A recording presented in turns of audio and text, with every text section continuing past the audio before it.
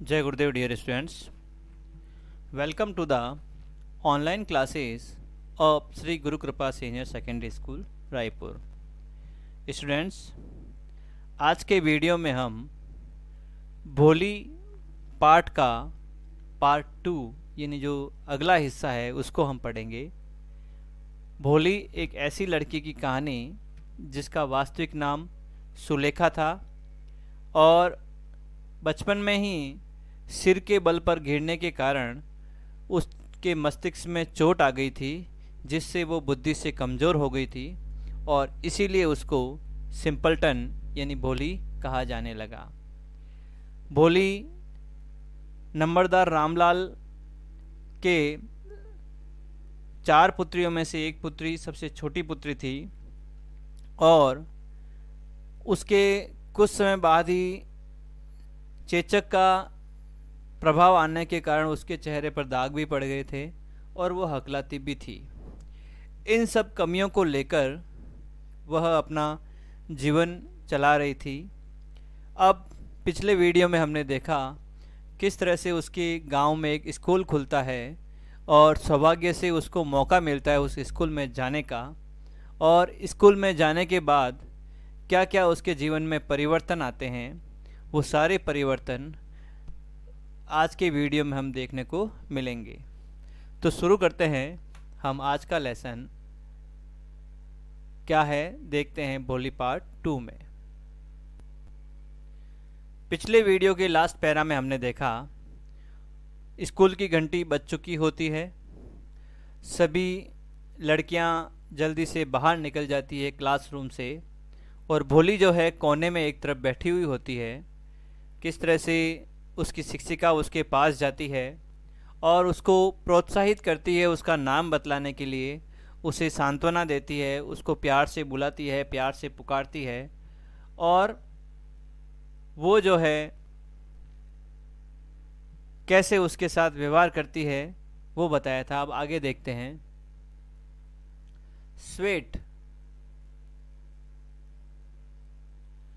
Sweat broke out over her whole body, उसके पूरे शरीर से पसीना निकलने लगा।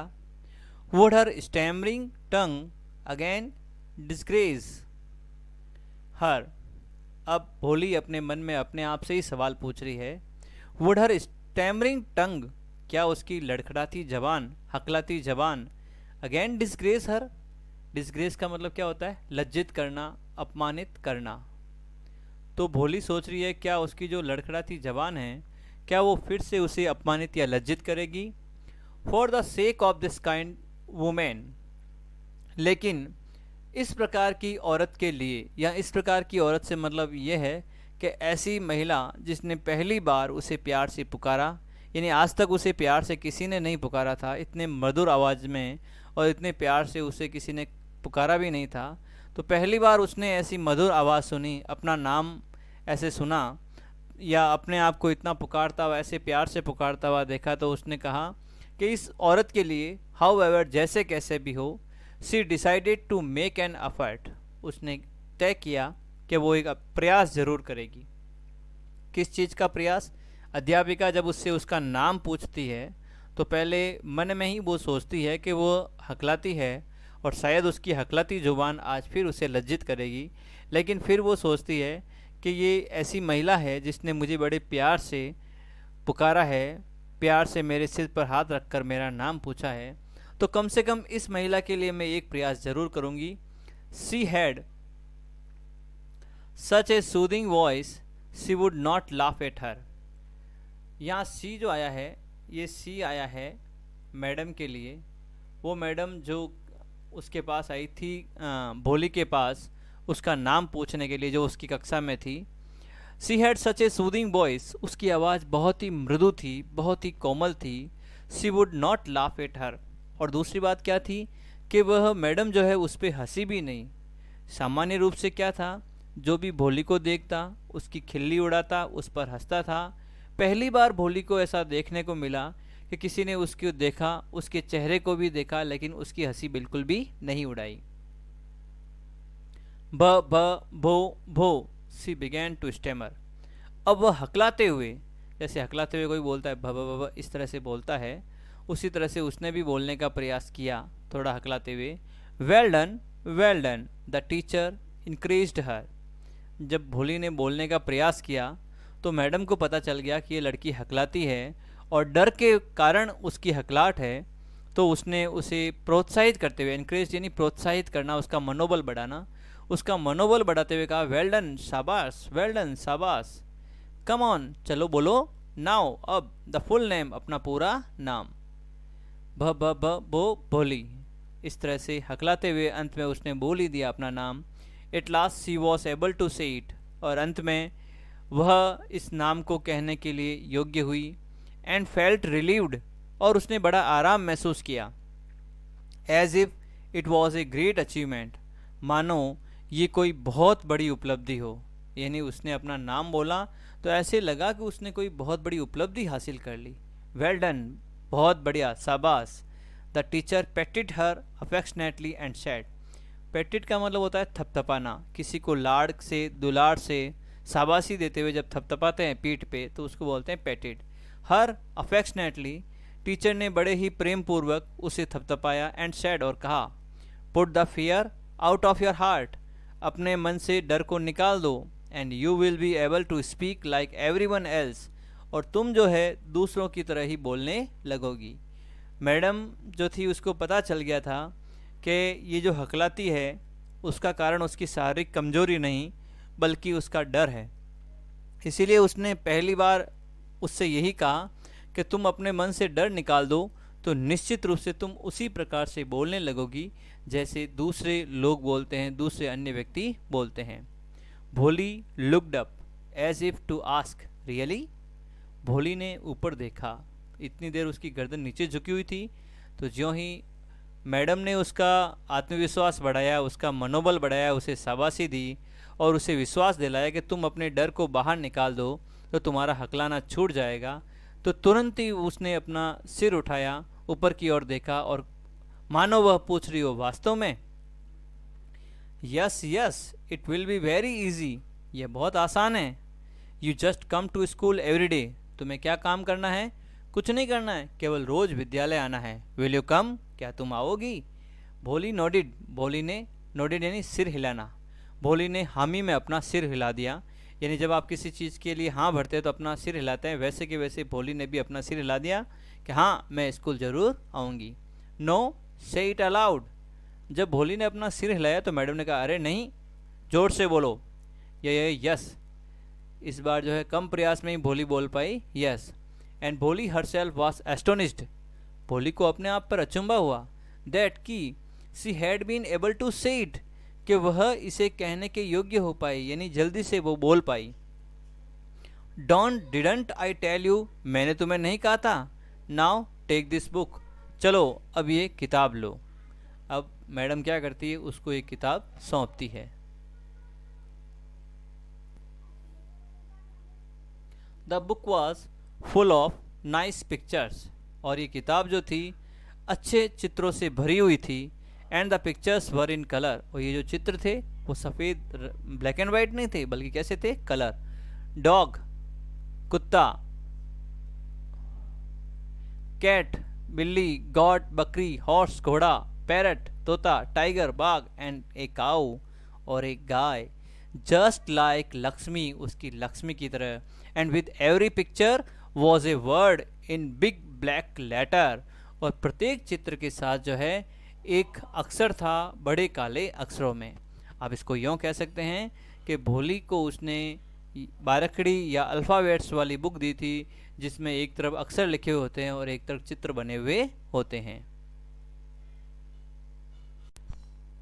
इन 1 month you will be able to read this book, 1 महीने के अंदर अंदर तुम इस किताब को पढ़ने के योग्य हो जाओगी। Then I will give you a bigger book, तब मैं तुम्हें एक बड़ी किताब दूंगी। Then a still bigger one, तब उससे भी बड़ी किताब दूंगी। In time you will be more learned than anyone else in the village, और एक समय ऐसा भी आएगा जब तुम गांव के सभी लोगों से ज़्यादा पढ़ी लिखी बन जाओगी। इस तरह से उसकी टीचर ने, भोली की टीचर ने उसका हौसला बढ़ाया, कि उसे आत्मविश्वास दिलाया कि शीघ्र ही वो बहुत अच्छी पढ़ने वाली हो जाएगी, गांव में सबसे ज़्यादा पढ़ी लिखी हो जाएगी। Then no one will ever be able to laugh at you, और तब स्थिति ऐसी आएगी, कोई भी व्यक्ति तुम पर नहीं हंस पाएगा। People will listen to you, लोग तुम्हें सुनेंगे विद रेस्पेक्ट, आदर के साथ। And you will be able to speak without the slightest stammer. Slightest stammer का मतलब होता है हल्का सा भी हकलाना, तो बिना हल्के से भी हकलाए, यानी बिल्कुल नहीं हकलाओगी और बड़े ही आराम से तुम बोल पाओगी। अंडरस्टैंड, समझी? Now go home and come back early tomorrow morning. जाओ, अब घर जाओ और कल सुबह जल्दी से वापस विद्यालय आना। तो उस भोली के टीचर ने बड़े ही प्रेम से, बड़े ही मृदु भाव से जो है उसको सारी बातें बताई और उसके मन में इस तरह से विश्वास उत्पन्न कर दिया कि भोली जो है अगले ही दिन मन ही मन जो है आने के लिए तैयार थी। Bholi felt as if suddenly all the bells in the village temple were ringing. Bholi ने महसूस किया कि गांव के मंदिर की जो सारी घंटियां हैं वो एक साथ अचानक से बज रही थी। And the trees in front of the school house, और जो पेड़ थे घर के और विद्यालय के सामने, had blossomed into big red flower. Blossom यानी पल्लवित होना, कुसुमित होना, यानी उस पर बड़े बड़े लाल फूल खिलने लगे। Her heart was throbbing with a new hope and a new life. उसका हृदय जो है नई आशा और नए जीवन के साथ हिचकोले भर रहा था।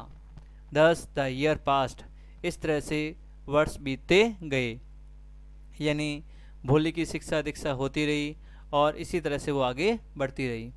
The village become a small town. अब परिवर्तन बता रहे हैं गांव में क्या क्या परिवर्तन आए। The village became a small town, गांव जो है एक छोटा सा कस्बा बन गया था। The little primary school became a high school, जो छोटा सा प्राथमिक विद्यालय था वो एक हाई स्कूल में कन्वर्ट हो चुका था। There were now a cinema under a tin shed, अब वहाँ पर एक सिनेमा भी था एक चद्दर की शेड छाया के नीचे। एंड एक कॉटन गिनिंग मिल, और सूत काटने वाली मिल भी वहाँ पर थी। The mail train began to stop at their railway station, और जो एक्सप्रेस गाड़ी थी वो उनके रेलवे स्टेशन पर रुकना शुरू हो गई थी। वन नाइट, एक रात को, आफ्टर डिनर, भोजन के बाद, Ramlal said to his wife, Ramlal ने उसकी पत्नी से कहा, देन तो, शैल आई एक्सेप्ट विशंबर्स प्रपोजल, क्या मैं विशंबर का प्रस्ताव स्वीकार कर लूँ? यस सर्टेनली, हाँ निसंदेह, हिज वाइफ सेड, उसकी पत्नी ने कहा कि हाँ क्यों नहीं, जरूर स्वीकार कर लो। Bholi will be lucky to get such a well to do bridegroom, Bholi बहुत ही लकी है, बहुत ही भाग्यशाली है कि उसे इतना अच्छा संपन्न जो है दूल्हा मिला है। वेल टू डू का मतलब होता है साधन संपन्न, या कह सकते हो पूर्ण तरह से धनी व्यक्ति जो है उसको मिला है। अब यहाँ विशंबर की जो स्थिति है उसके बारे में बता रहे हैं। ए बिग शॉप, एक बड़ी सी दुकान, किसके है? विशंबर के। ए हाउस ऑफ हिज ओवन, उसका खुद का मकान। And I hear several thousand in the bank, और मैंने सुना है कई हजार रुपए उसके बैंक में जमा भी है। मोर ओवर, इससे भी ज़्यादा, ही is not asking for any dowry, और वह किसी भी प्रकार के दहेज की मांग भी नहीं कर रहा है। तो रामलाल की पत्नी जो है विशंबर की इन विशेषताओं को बताते हुए रामलाल से कहती है कि हमें जो है विशंबर का प्रस्ताव स्वीकार कर लेना चाहिए। यहाँ प्रस्ताव जो था वो भोली के साथ विशंबर के विवाह का था। विशंबर जो कि एक 45 से 50 साल की उम्र का व्यक्ति था, जिसके पहली बीवी से कुछ संतानें थी और शायद उसकी मृत्यु हो गई थी और वह अब दूसरा विवाह करना चाहता था। दैट्स राइट, वह तो ठीक है, but he is not so young, लेकिन वो युवा कहाँ है? यू नो, तुम जानती हो, almost the same age as I am, वह उतनी ही उम्र का है जितना कि मैं हूँ। एंड ही ऑल्सो लिम्प्स, लिम्प का मतलब होता है लड़खड़ाना, यानी वो लंगड़ा था एक पाँव से, इसलिए वो क्या करता था? लड़खड़ाता था। लिम्प्स का मतलब लड़खड़ाना, तो वो एक पाँव से लंगड़ा था इसलिए लड़खड़ाता था। Moreover the children from his first wife are quite grown up, और उससे भी ज़्यादा उसके पत्नी से जो उसके बच्चे थे पहली पत्नी से, वह काफ़ी बड़े हो चुके थे। ग्रोन अप का मतलब बड़े होना। So what does it matter, तो इससे क्या फ़र्क पड़ता है? हिज वाइफ रिप्लाइड, उसकी पत्नी ने जवाब दिया।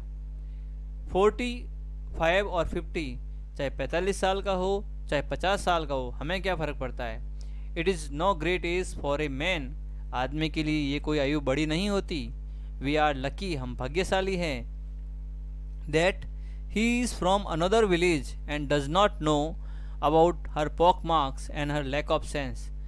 भाग्यशाली क्यों बता रही है वो अपने आप को कि वो जो है दूसरे गांव से है, यानी उस गांव का लड़का नहीं है बल्कि दूसरे गांव का है।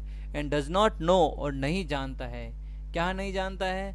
अबाउट हर पॉक मार्क्स, उसके चेचक के दागों के बारे में। And her lack of sense, और उसमें जो बुद्धि की कमी है उसके बारे में। लैक का मतलब क्या होता है? अभाव, और सेंस का मतलब क्या होता है? समझ का अभाव या बुद्धि की कमी। If we don't accept this proposal, यदि हम इस प्रस्ताव को स्वीकार नहीं करते, she may remain unmarried all her life, वह अपने पूरे जीवन कुंवारी ही रहेगी। यस, हाँ, but I wonder what Bholi will say, लेकिन मैं सोच रहा हूँ भोली क्या कहेगी। ये बात कौन कहता है? रामलाल। यानी उसकी माँ तो जैसे तैसे उसका विवाह करने पर तुली हुई है, लेकिन रामलाल बार बार ये सोचता है कि भोली की भी इच्छा का हमें ध्यान रखना चाहिए। What will that witless one से, विटलेस का मतलब बुद्धिहीन, मूर्ख प्राणी, वह मूर्ख क्या कहेगी? सी इज लाइक ए डम काउ, वह तो एक गूंगी गाय की तरह है। डम का मतलब क्या होता है? गूंगा, वो व्यक्ति जो बोल नहीं सकता, तो वह एक गूंगी गाय की तरह है। May be you are right, हाँ शायद तुम सही हो, मटर्ड रामलाल, रामलाल बुदबुदाया। In the other corner of the courtyard, आंगन के दूसरे कोने में Bholi lay awake on her cot, lay awake यानी जगे रहना, और कोट का मतलब चारपाई।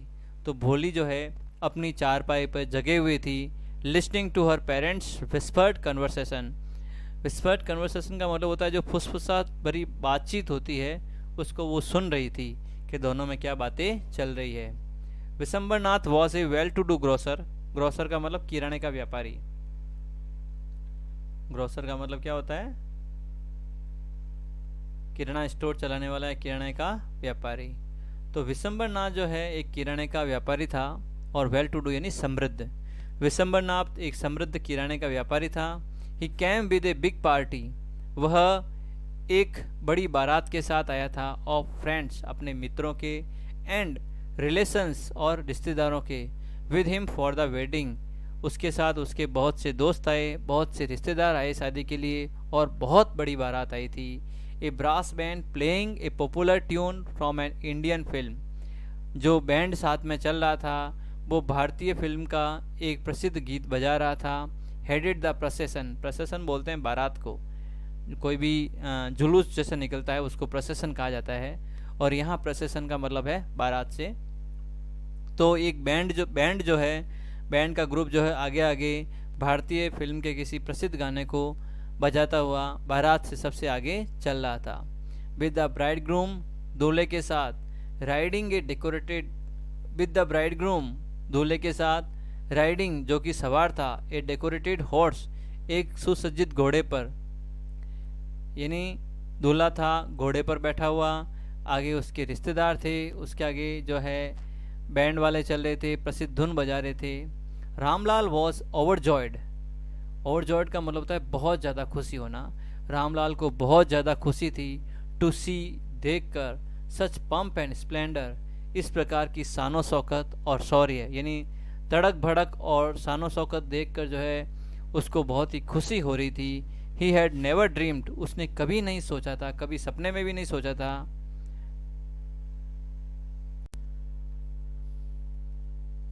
ही हैड नेवर ड्रीम्ड, उसने कभी सपने में भी नहीं सोचा था, दैट हिज फोर्थ डॉटर, कि उसकी जो चौथी बेटी है, would have such A grand wedding, उसकी इतनी बड़ी इतनी अच्छी शादी होगी।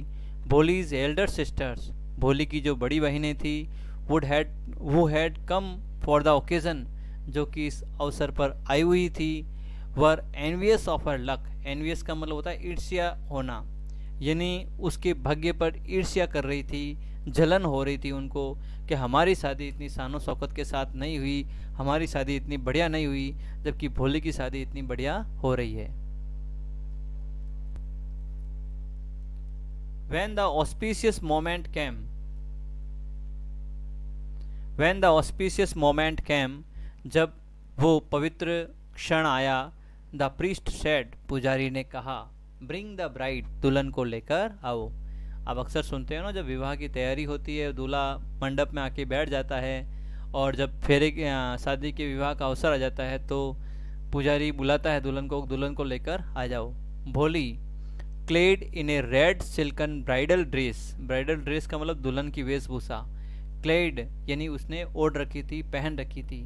भोली जिसने लाल शादी का जोड़ा पहन रखा था, was led to the bride's place, उसे दुल्हन के स्थान पर ले जाया गया। नियर द सैक्रेड फायर, पवित्र अग्नि के सामने। सैक्रेड का मतलब क्या होता है? पवित्र।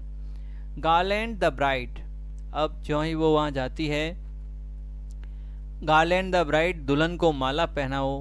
वन ऑफ हिज फ्रेंड्स, उसके किसी दोस्त ने प्रॉम्प्टेड विशंबरनाथ को इशारा किया कि दोस्त अपनी दुल्हन को माला पहनाओ।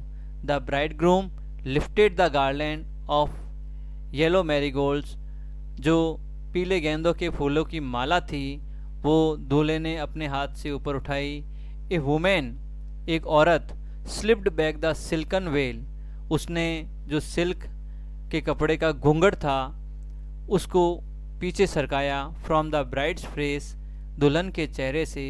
विशंबर टुक ए क्विक ग्लैंस, और जो ही उसके चेहरे से घूंघट को हटाया गया, विशंबर की एक तुरंत दृष्टि जो उस पर गई। द गार्लैंड रिमेन्ड पॉइज्ड, जो माला थी, पॉइज्ड यानी स्थिर होना, वो स्थिर रह गई। इन हिज हैंड, उसके हाथों में। यानी जो ही किसी औरत ने, जो भोली ने अपने चेहरे को घूंघट से ढक रखा था, तो उसके कपड़े को पीछे हटाकर घूंघट हटाया तो विशंबर की तुरंत जो है नज़र उसके चेहरे पर गई, और शायद उसने उसके चेहरे में कुछ ऐसी चीज़ देखी जिसको देखकर उसने अपने हाथ रोक लिए। माला उसके हाथों में स्थिर रह गई। The bride slowly pulled down the well over her face, और दुल्हन ने क्या किया? फिर से घूंघट को अपने चेहरे पर ढक लिया, यानी अपने चेहरे को घूंघट से ढक लिया। वेल का मतलब होता है घूंघट। हैव यू सीन हर, क्या तुमने उसको देखा? Said Vishambar to the friend next to him, Vishambar के पास जो उसका मित्र खड़ा था उसे विशंबर क्या कहता है? अरे तुमने उसको देखा क्या? She has pock marks on her face, उसके चेहरे पर तो चेचक के दाग है। सो व्हाट, तो क्या हो गया? यू आर नॉट यंग इधर, तुम भी कौन से जवान हो। मे बी, हो सकता है। But if I am to marry her, यदि मुझे उसके साथ शादी करनी है, her father must give me 5000 rupees, उसके पिता को मुझे 5000 रुपये देने पड़ेंगे। अब देखो, इससे पहले विशंबर ने कोई मांग नहीं की थी दहेज की, लेकिन जब उसने देखा कि जो दुल्हन है जिससे वो विवाह करने वाला है उसमें कुछ खोट है, उसके चेहरे में कुछ कमी है, तो उसने तुरंत ही जो है मांग कर ली पैसों की, और उसने कहा कि अगर इस लड़की की मुझसे शादी होनी है तो इसके पिता को मुझे 5000 रुपये देने पड़ेंगे। Ramlal went and placed his turban, Ramlal गया और अपनी पगड़ी, टर्बन का मतलब क्या होता है? साफा और पगड़ी, जिसको क्या कहते हैं? हिज ऑनर, उसका सम्मान। हम भारतीय क्या मानते हैं? किसी का साफा उसका क्या होता है? सम्मान होता है। उस सम्मान को, उस साफे को रामलाल ने कहाँ रखा? इट विशंबर्स फीट, विशंबर के पाँवों में। Do not humiliate me, humiliate का मतलब होता है अपमानित करना या लज्जित करना, यानी मुझे लज्जित मत करो, अपमानित मत करो। सो इस तरह से टेक 2000 रुपीज़, अगर कुछ लेना ही चाहते हो तो 2000 रुपये ले लो। ये वो डिमांड करता है 5000 रुपये की दहेज के रूप में, लेकिन रामलाल क्या कहता है कि 5000 मेरे पास नहीं है, यदि आप फिर भी कुछ लेना चाहते हैं तो ऐसा कीजिए, 2000 रुपये ले लीजिए। नो, नहीं, 5000, 5000 रुपये, और वी गो बैक, नहीं तो हम वापस जाते हैं। कीप योर डॉटर, अपनी बेटी अपने पास संभाल कर रखो। बी ए लिटिल कंसिडरेट, थोड़ा उदार बनिए प्लीज़, कृपया। इफ़ यू गो बैक, यदि तुम वापस चले जाओगे, आई can never show my face in the village, मैं इस गांव में अपना चेहरा किसी को भी दिखा नहीं पाऊंगा। तो इस तरह से अपनी इज्जत को बचाने के लिए विशंबर क्या करता है, उस व्यापारी के सामने जो है विशंबर के चरणों में जो है रामलाल अपनी पगड़ी रख देता है, लेकिन वो बिल्कुल भी नहीं पिघलता और उसकी डिमांड क्या होती है, उसे 5,000 रुपये ही चाहिए, 5,000 से कम मानने वाला नहीं है। तो विद्यार्थियों, आज हम इतना ही टॉपिक पढ़ेंगे, इसका शेष भाग जो है हम अगले वीडियो में पूरा करेंगे। इसके जो क्वेश्चन आंसर है जो आपको करने हैं उनके बारे में बता देते हैं। पहले क्वेश्चन सी में हमने जो है 1 to 5 क्वेश्चन दे दिए थे। इसका छठा क्वेश्चन है, व्हाट डिड भोलीज मदर से after receiving the proposal from Vishambar, कि जब विशंबर का प्रस्ताव आता है भोली की शादी के लिए तो भोली की माँ क्या कहती है, तो यह आपको यहाँ देखने को मिलेगा। ये जो बताती है यहाँ से शुरू होता है, यहाँ से आपको लिखना है, Bholi will be lucky to get such a well to do bridegroom, और आगे और विशेषता दी हुई है, a big shop, a house of his own, and I hear several thousand in the bank, moreover he is not asking for any dowry. तो जब विशंबर का प्रस्ताव आता है भोली की शादी के लिए तो वह बताती है कि देखो भोली कितनी लकी है कि उसे इतना समृद्ध जो है दूल्हा मिला है, जिसके पास खुद का जो है मकान है, खुद की दुकान है और कई हजार रुपए उसके बैंक खाते में जमा है, और सबसे बढ़िया बात क्या है कि वो हमसे दहेज भी नहीं मांग रहा है। Next question, what major changes were visible in the village in a few years, यानी कुछ सालों में गांवों में क्या क्या परिवर्तन हुए। तो इसका आंसर आपको यहाँ देखो मिलता है, the village become a small town, the little primary school became a high school, there were now a cinema under a tin shed and a cotton ginning mill, the mail train began to stop at the railway station. तो as it is इसको आप question की language लिखते हुए ये पूरा के पूरा उत्तर आप इसमें लिख सकते हैं। नेक्स्ट क्वेश्चन आ रहा है, why did Ramlal place his turban at Bishambar's feet, Bishambar के चरणों में रामलाल अपनी पगड़ी क्यों रखता है, क्योंकि उसे डर क्या होता है कि अगर बारात वापस चली जाएगी तो उसकी बेटी की शादी नहीं होगी और वह किसी को मुंह दिखाने लायक नहीं रहेगा, और वह किसी भी तरह से अपनी बेटी की शादी करवाना चाहता है। ये यहाँ आया हुआ है, be a little if you go back I can never show my face in the village, और वो डिमांड करता है 5,000 रुपये की, और वो जो है उसे मना कर 2,000 रुपये देना चाहता है। नेक्स्ट जो है, why did Bholi's parent accept Bishambar's marriage proposal, Bholi के माता पिता विशंबर के मैरिज प्रपोजल को क्यों स्वीकार करते हैं। तो इसमें जो पहले आई थी वो सारी बातें आएगी। एक तो जैसे ये वाले सारा वो समृद्ध है, संपन्न है, और दूसरी बात है कि वह एक अच्छा व्यापारी है और इस गांव का नहीं, ये सारी बातें वापस रिपीट आएगी इसी क्वेश्चन के आंसर में। तो इस तरह से स्टूडेंट्स आपको ये वीडियो देखना है, और अगर एक बार समझ में नहीं आता दूसरी बार तीसरी बार देखना है, और फिर पार्ट को समझने के बाद आपको ये क्वेश्चन आंसर करने हैं। स्टूडेंट्स, आप वीडियो देखने के बाद इन क्वेश्चन आंसर को सॉल्व करेंगे। थैंक्स एंड जय गुरुदेव।